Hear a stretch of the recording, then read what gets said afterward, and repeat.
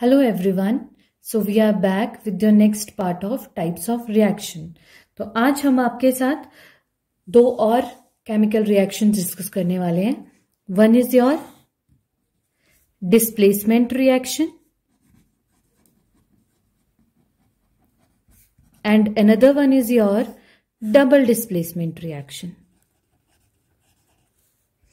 जैसे कि आप नाम से बोल सकते हैं कि डिस्प्लेसमेंट का मतलब है something is going to displace, किसी चीज की जगह जो है बदल रही है. तो उसी तरीके से हम इसके कॉन्टेक्स्ट में हम आपको कह सकते हैं कि more active element will replace और displace position of less active element. जो मोर एक्टिव एलिमेंट है वो लेस एक्टिव एलिमेंट की पोजीशन को बदलेगा. और हम कह सकते हैं मोर इलेक्ट्रोपॉजिटिव एलिमेंट कौन से होते हैं? जिनकी टेंडेंसी होती है इलेक्ट्रॉन को लूज करने की. तो जो मोर इलेक्ट्रोपॉजिटिव एलिमेंट है वो डिस्प्लेस करेंगे लेस एक्टिव एलिमेंट्स को. सॉरी, यहां पे मैं एक्टिव लिखना भूल गई.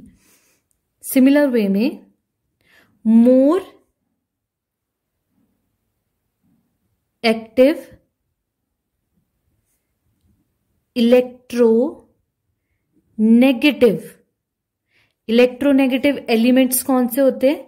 इलेक्ट्रोनेगेटिव एलिमेंट्स होते हैं जिनकी टेंडेंसी होती है इलेक्ट्रॉन्स को एक्सेप्ट करने की. मोर इलेक्ट्रोनेगेटिव एलिमेंट्स जो है डिस्प्लेस करेंगे आपके लेस इलेक्ट्रोनेगेटिव एलिमेंट्स को. सो एक एग्जाम्पल लेते हैं. For example, zinc reacts with copper sulphate. तो अब क्या है, जिंक जो है कॉपर की जगह बदल देगा, डिस्प्लेस हो जाएगा इसके साथ. तो it will be zinc sulphate plus copper.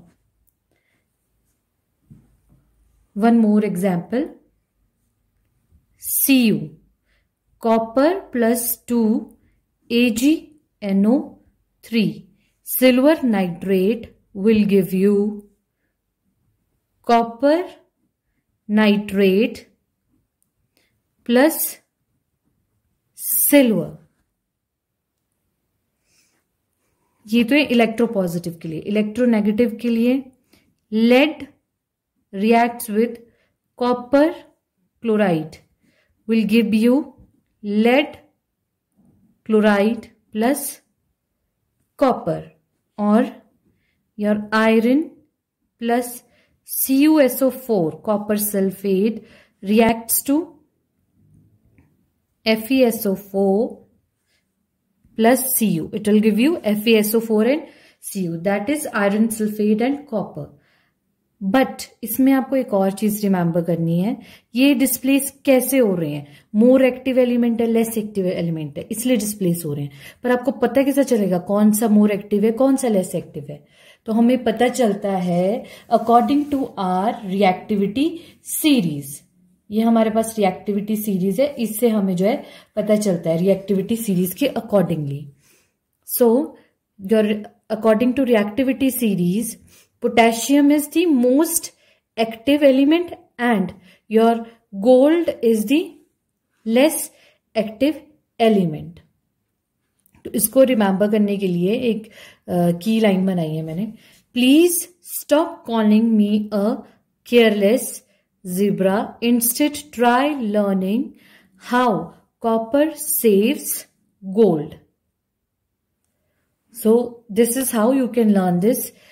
P is symbolizing potassium, S is symbolizing sodium, Ca is symbolizing calcium, Then M is magnesium, A is aluminium, C is carbon, Z for zinc, I for iron, T for tin, L for lead, H for hydrogen, copper is similar copper, S for silver, and gold is gold again. So remember that when you are having this displacement reaction or you are doing displacement reaction, so you have to follow reactivity series. Remember this, you have to follow reactivity series because they will displace their position according to the reactivity series.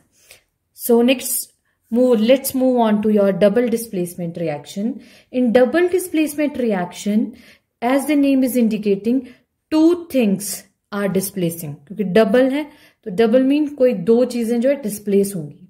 अब कौन सी?